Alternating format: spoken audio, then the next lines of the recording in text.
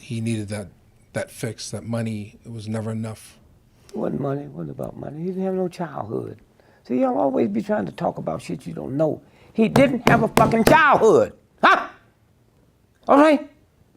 He had all the money he wanted, all the fame he wanted. Huh? But he never bounced the ball. Huh? So y'all gonna sit there and talk about somebody you ain't never talked to him. Huh? Michael Jackson. Huh? A child. His mind was a child. Became one of the most powerful human beings in the world. And they killed him. The Big Show in London, 50 times. God can't work one city 50 times. What made you think he could? And that childness in him, it never dawned on him. So he's insured. This is your show. So the insurance is on you, not the rest of the people.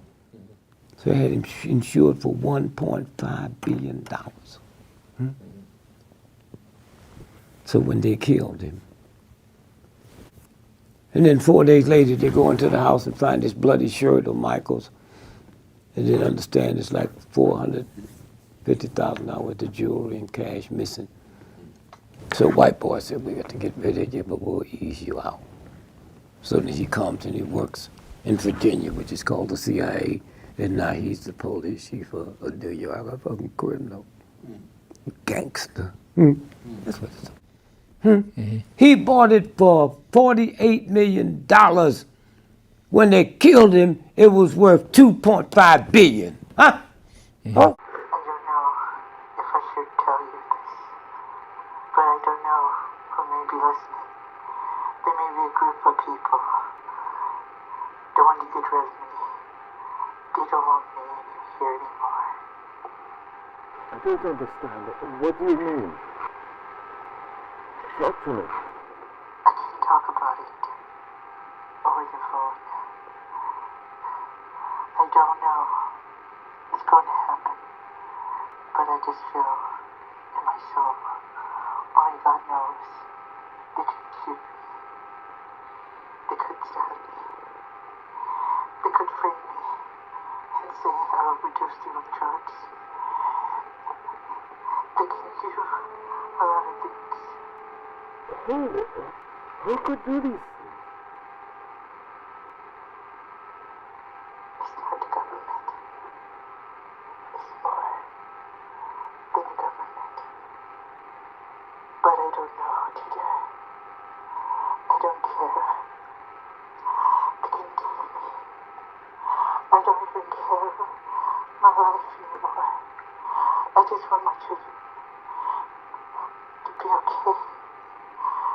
My angels.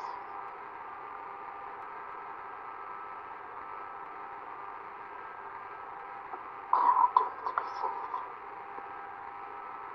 Michael. I gotta go. Mr. Michael Jackson said to see my chit chat. It's right there. He has his arm, bring that up so they can see his arm around me. But then you don't see the shot of him whispering in my ear. Right after the shot check, he whispers in my ear. He says, "Where's Beyonce?" Really? In a later interview, Diddy expressed his admiration for Michael and a desire to collaborate, but their schedules never matched. Now here's a surprising link between Sean Diddy Combs and Michael Jackson you must know. Fahim Muhammad, Diddy's head of security, used to work for Michael Jackson as his security chief. Notably, Muhammad was among the first to discover Jackson's body after his death. Before working for Diddy, Muhammad was Jackson's bodyguard and driver.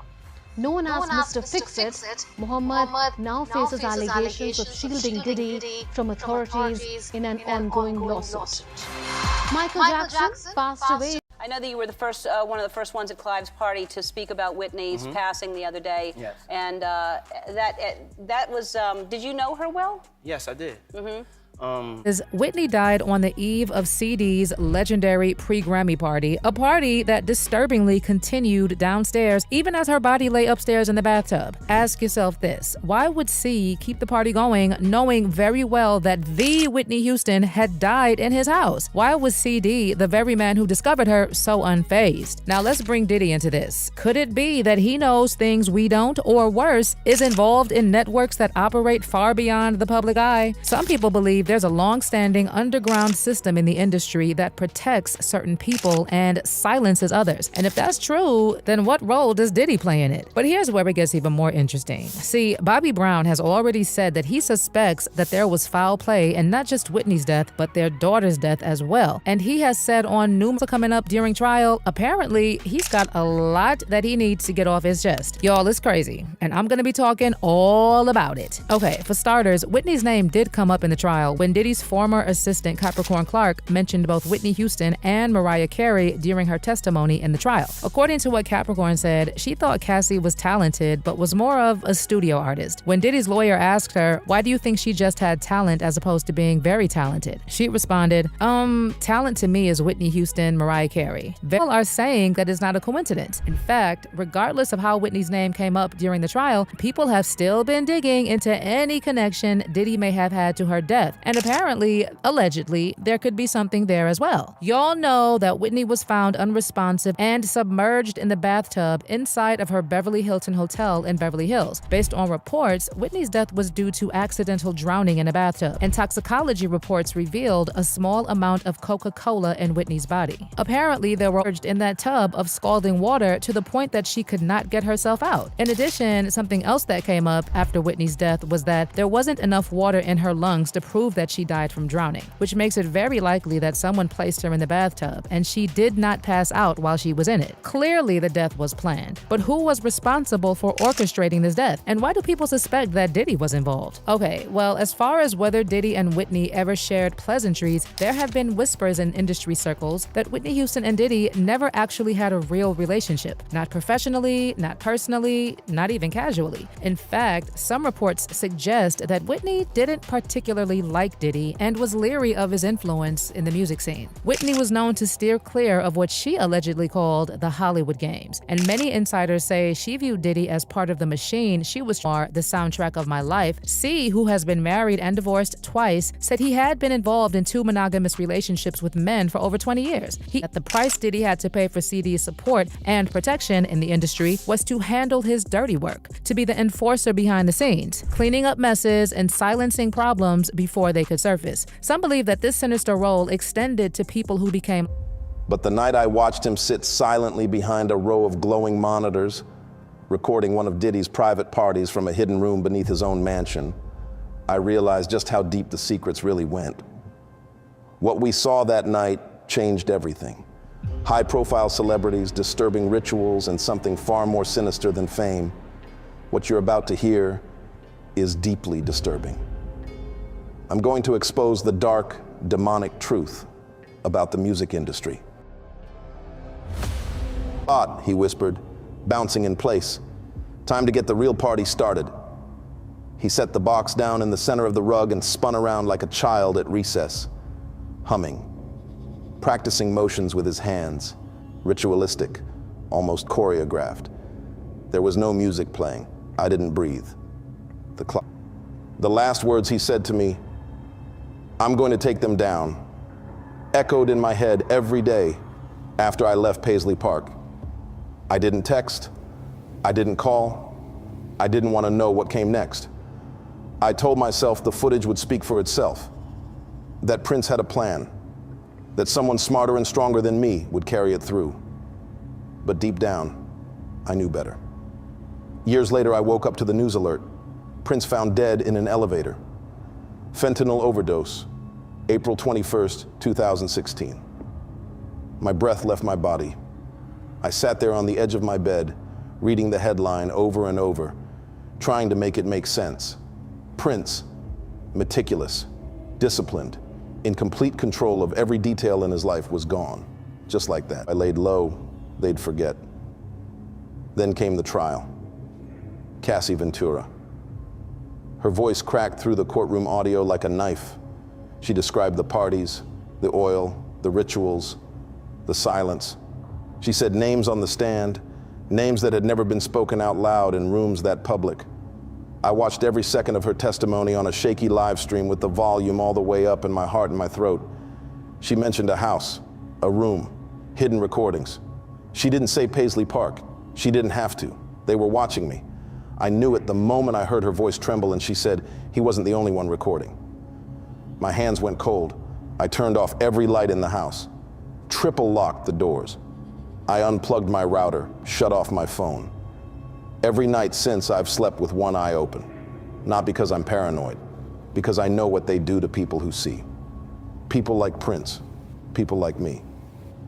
I had something behind me, watching. Not my reflection, something else. I know it sounds crazy, but I also know what I heard under that chanting, that hum, that thing that was never in the room, but somehow filled it. And I know they killed Prince for exposing it. I know I'm next.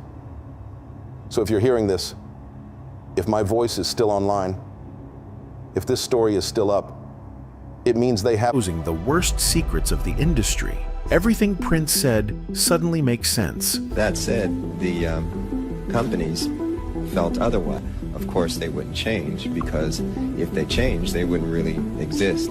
And that's kind of the situation we're in right today. They're not going to exist much longer. Prince, and giving legendary interviews where he called the music industry a slave system. But near the end of his life, Prince's concerns went beyond bad contracts and shady royalty checks. He started pointing fingers at people, not just companies, people. And one of those people, according to multiple sources close to him, was Sean Diddy Combs. What had Prince so worried wasn't just Diddy's success or influence. It was who Diddy was aligning with and how those alignments were affecting the structure of the entire music business. They've been a group, everybody knows that. They've been aligned. If you stand against them, then they sometimes have a problem. Around 2015, Diddy was strengthening his ties with Warner Music Group, the same label group Prince had been battling for decades. This wasn't just business beef. Warner had once owned the rights to every piece of music Prince ever made. For years, they refused to give him control over his own name, image, and catalog. It was the reason he started writing Slave on his face and stopped using his birth name altogether. So when Prince saw Diddy making quiet business deals with the very machine he spent half his life trying to escape, it wasn't just disappointing, it was threatening. According to insiders, Prince believed that Diddy was helping to build a new version of the same machine, one that didn't just control music, but controlled people, with more money, more blackmail, and less accountability. There's a disintegration going on that we really have to address. That's where Cat Williams enters the picture. In several interviews, Cat said that Prince warned him personally about both Diddy and Jay-Z. According to Cat, Prince had something big on them. And he wasn't just talking about legal leverage or petty rivalries. He was talking about evidence, footage, names, events, things that, if they ever got out, would destroy career. In an elevator at Paisley Park, Prince's death was ruled an accidental overdose. Fentanyl-laced pills were found in his home, but something didn't add up. In those final years, Prince's behavior shifted dramatically. He implemented strict new security protocols at Paisley Park and became intensely selective about his inner circle. But did any of it help? It also really concerned me because it made me think that, wow, so you mean you do all these things to take care of yourself and you die so young?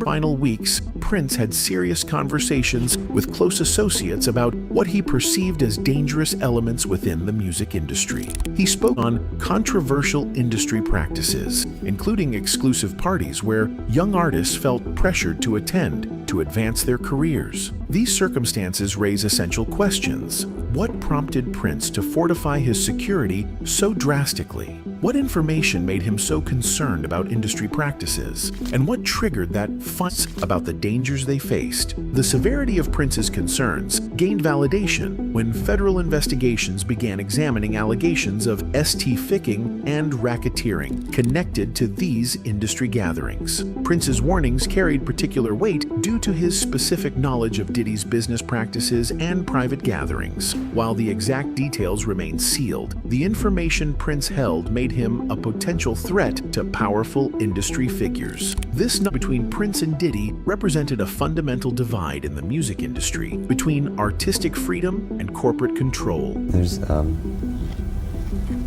disintegration going on that we really have to address. Prince's warnings about Diddy's business practices pointed to troubling aspects of the entertainment world, particularly regarding exclusive gatherings where young artists found themselves vulnerable. These private parties became central to understanding why Prince felt compelled to protect others from the industry's dangerous elements. So I think that we should address this as a community as to what it's doing to the culture.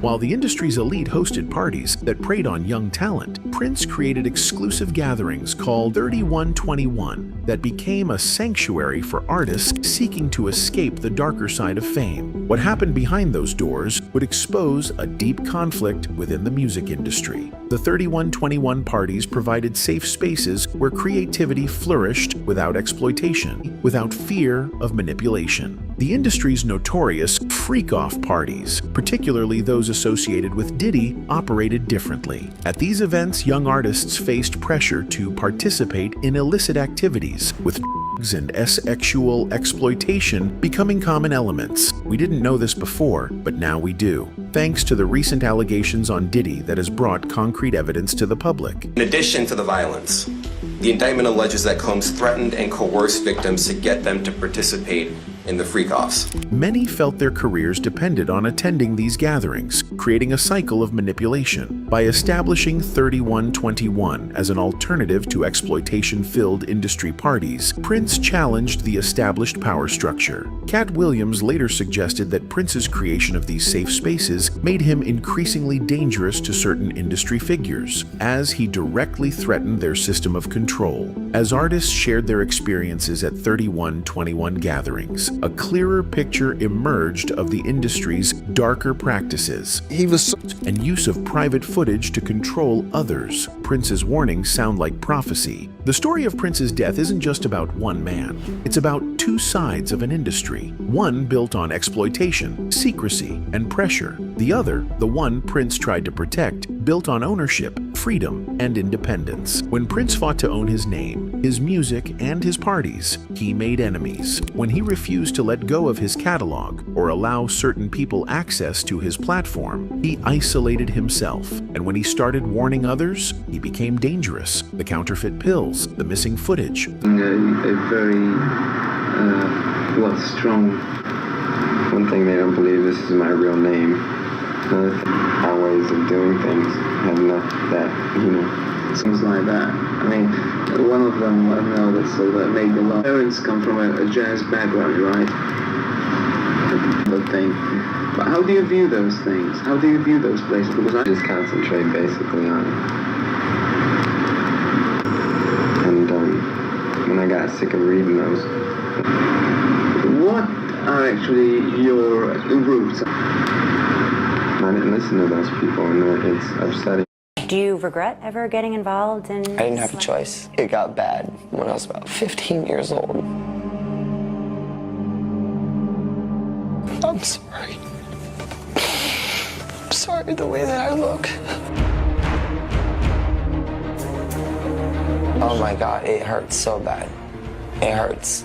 It hurts so bad because there's like nothing I can do about it.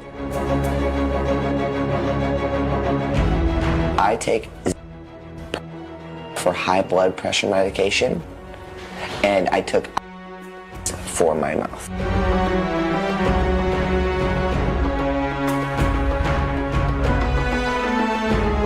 How would you feel every 2 seconds seeing a tweet? You go, oh, look at this